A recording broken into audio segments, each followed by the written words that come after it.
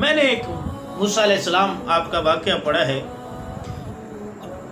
آپ اللہ کی بارگاہ میں جا رہے ہیں, ایک بندہ آپ کو ملتا ہے, کہتا ہے حضور بندہ نواز کوہ طور پر جا رہے ہیں, رب سے ہم کلام ہوتے ہیں, میرا ایک پیغام لے جائیے.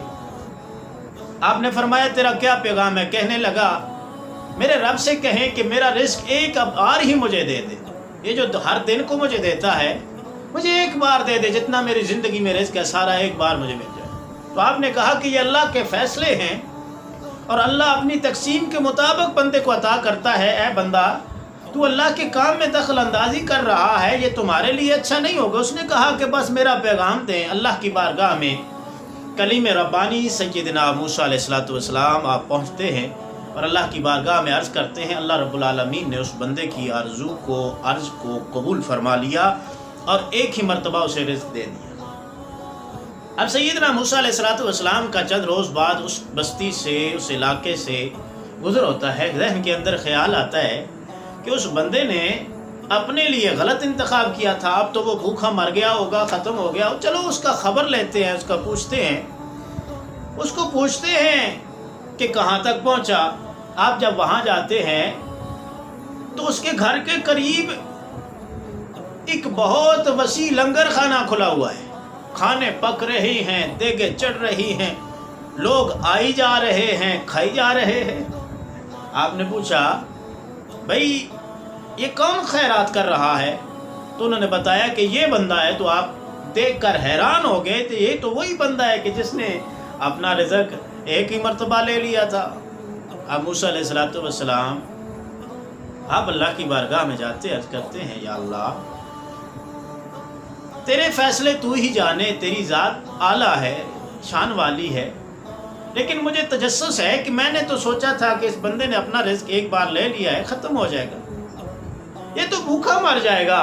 اللہ نے فرمایا ہونا یہی تھا, لیکن میرے بندے نے طریقہ بڑا اپنا لیا, عمدہ طریقہ. یا اللہ کیا؟ فرمایا میں نے اس کو دیا, یہ دوسروں کو کھلانے لگا. میں نے اس کو اس کا رزق دیا, یہ دوسروں کو کھلانے لگا. اور میرا وعدہ ہے کہ جو میری راہ میں خرچ کرتا ہے, میری مخلوق پر خرچ کرتا ہے, میرے بندوں کو کھلاتا ہے, میں اسے اور عطا فرما دیتا ہوں. تو جب یہ کھلاتا گیا میں اسے اور دیتا گیا. اب اس کا اتنا رزق ہو گیا ہے کہ ساری دنیا بھی کھائے لیکن اس کا رزق کم نہیں ہوگا. تو میرے بھائیوں فرمایا گیا کہ اللہ کی راہ میں خرچ کرنے سے تمہارا رزق کم نہیں ہوگا. یہ کیا ہے؟ حقوق العباد ہے. اللہ کے بندوں پر جب رحم کرو گے رب تم پر رحم کرے گا. اللہ کے بندوں پر جب لٹاؤ گے رب تمہیں عطا فرمائے گا. کسی مصیبت زدہ انسان کی مصیبت کے وقت کام آؤ گے تو اللہ تبارک و تعالیٰ تم پر اپنا خصوصی کرم رکھے. اور معیار یہ نہیں ہے کہ کسی کے پاس دولت کے انبار ہوں. اللہ کے فضل کی دلیل یہ نہیں ہے آج ہم حرام مال سے ایک بڑی کوٹھی بنا لیں, اوپر تختی لگا دیں ھذا من فضل ربی, کہ یہ میرے رب کا فضل ہے. میرے بھائیوں حرام مال سے جانور لے کر آئے اور اس پر تکبیر پڑھتے ہیں, اللہ کا نام لیتے ہیں کہ یہ حلال ہو جائے. آج ہم مردار کے گوشت کو پسند نہیں کرتے لیکن سود بڑے شوق سے کھاتے ہیں, حالانکہ دونوں میں فرق کوئی نہیں ہے. خنزیر کا گوشت پسند نہیں کرتے کیونکہ ہماری طبیعت اس کو پسند نہیں کرتی, لیکن حرام مال بڑے شوق سے کھاتے ہیں, دوسروں کا حق بڑے شوق سے کھاتے ہیں, دوسروں کو تکلیف بڑے شوق سے دیتے ہیں. میرے بھائیوں میرے دوستوں یہی بات ہے کہ آج جو ہماری طبیعت مانتی ہے وہ ہم کرتے ہیں. لیکن فرمایا گیا کہ رضی اللہ عنہم ورضوا عنہ, یہ وہ لوگ تھے صحابہ اکرام رضوان اللہ تعالی علیہم اجمعین. آپ کے بارے میں لکھا گیا کہ یہ وہ لوگ تھے کہ جو اللہ سے راضی تھے اور اللہ ان سے راضی تھا. سب سے بڑی بات ہے میرے دوستو, یہ بات مشکل نہیں ہے, رب راضی ہو جاتا ہے, رب راضی ہو جاتا ہے. سب سے مشکل بات یہ ہے کہ کیا میں بھی رب پر راضی ہوں. اصل اہم مسئلہ یہ ہے کہ میں خدا سے راضی ہوں, میں اپنے رب سے راضی ہوں. اگر میں اپنے رب سے راضی ہوں تو رب مجھ سے راضی ہے. فرمایا رضی اللہ عنہم ورضوا, یہ ایسے ہیں کہ رب ان سے راضی ہے, یہ رب سے راضی.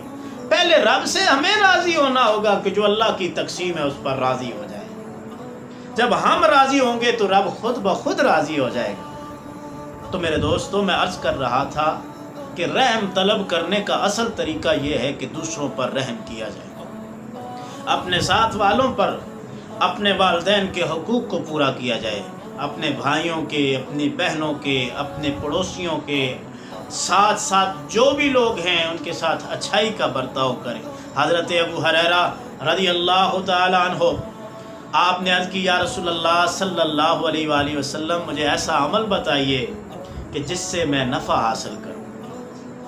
توجہ فرمائیے، آپ نے فرمایا کہ مجھے کوئی ایسا عمل بتائیے کہ جس سے میں نفع حاصل کروں۔ آپ نے فرمایا کہ مسلمانوں کے راستے سے تکلیف دینے والی چیزوں کو دور کر دیا کرو۔ واہ سبحان اللہ! فرمایا کہ مسلمانوں کے راستے صاف کرو، مسلمانوں کے راستے سے ان کے راستوں کے اندر جو ان کو تکلیف دیتی ہیں چیزیں ان کو اٹھا لیا کرو۔ یہ عمل بڑا نفع دینے والا عمل ہے، یہ عمل ایسا عمل ہے کہ رب ذوالجلال اس عمل کا نفع تمہیں قیامت تک دیتا رہے گا۔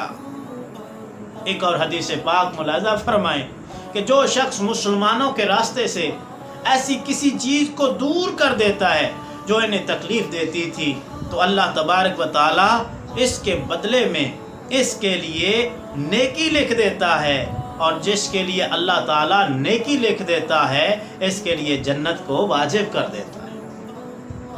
ایسے معاملات ہمارے راستے آج اس چیز کا منظر پیش کر رہے ہیں کہ ہم اپنے رستوں کا خیال نہیں کرتے، ہم اپنے دروازے کی صفائی بھی نہیں کر سکتے۔ دوسروں کو تکلیف دینے والی چیزوں کو ہٹانے سے آپ نے فرمایا کہ یہ عمل بڑا نفع والا عمل، بڑا فائدے والا عمل ہے۔ تو فرمایا کہ تم دوسروں پر رحم کرو، اللہ تبارک و تعالیٰ تم پر رحم فرمائے گا، اللہ تبارک و تعالیٰ تم پر رحم فرمائے گا۔ یہاں پر رسول کریم علیہ الصلاۃ والسلام آپ نے ارشاد فرمایا کہ میں نے ایک شخص کو جنت میں چلتے پھرتے دیکھا، اس کو ٹہلتے دیکھا، اور وہ کون تھا، اس کی نیکی کیا تھی، اس کا اجر کیا تھا، کس بدلے اس کو جنت کے اندر باغات ملے، جنت کی آسائشیں اور آرائشیں ملی۔ فرمایا گیا کہ وہ مسلمانوں کا راستہ صاف کیا کرتا تھا، مسلمانوں کا راستہ صاف کر۔ کہ دوستو اسلام صرف ٹوپی کے اندر نہیں ہے، اسلام صرف داڑھی رکھنے کا نام نہیں ہے، اسلام صرف زبانی کلمہ پڑھ لینے کا نام نہیں ہے، بلکہ فرمایا کہ اگر تم اللہ کی عبادت کرتے ہو لیکن اگر ہمسایہ تم سے ناخوش ہے، اگر تم اللہ کی عبادت کرتے ہو تم خوف سے، تیرے خوف سے وہ ہمسایہ ہمیشہ تیرے شر سے محفوظ رہنے کے لیے تم سے بچتا رہتا ہے۔ تو فرمایا کہ اگر تم عبادت کرتے ہو تو صرف اس طرح سے عبادت کرتے رہو کہ مخلوق خدا تم سے راضی نہ ہو، تم ان کو تکلیف دیتے ہو تو فرمایا کہ تمہاری عبادت ان کے حوالے کر دی جائے۔ بلے شاہ رحمۃ اللہ علیہ آپ فرماتے ہیں کہ حج بھی کیتی جاندے ہو، لو بھی پیتی جاندے ہو، حج بھی کیتی جاندے ہو، لو بھی پیتی جاندے ہو، کھا کے مال یتیماں دا بج مسیتی جاندے ہو، پھٹ دلاں دے سیندے نہیں ٹوپیاں سیتی جاندے ہو، دسو تے سی بلے شاہ نو ایک ہی کیتی جاندے ہو۔ فرمایا گیا کہ ہر چیز کا خیال رکھا جائے، حقوق اللہ اور حقوق العباد یہ انسان پر لازم الملزوم ہے۔ اللہ تبارک و تعالی اپنے حبیب کریم کے علیہ الصلوۃ والسلام کے توسل پاک سے کے صدقے ہماری اس نشست کو اپنی بارگاہ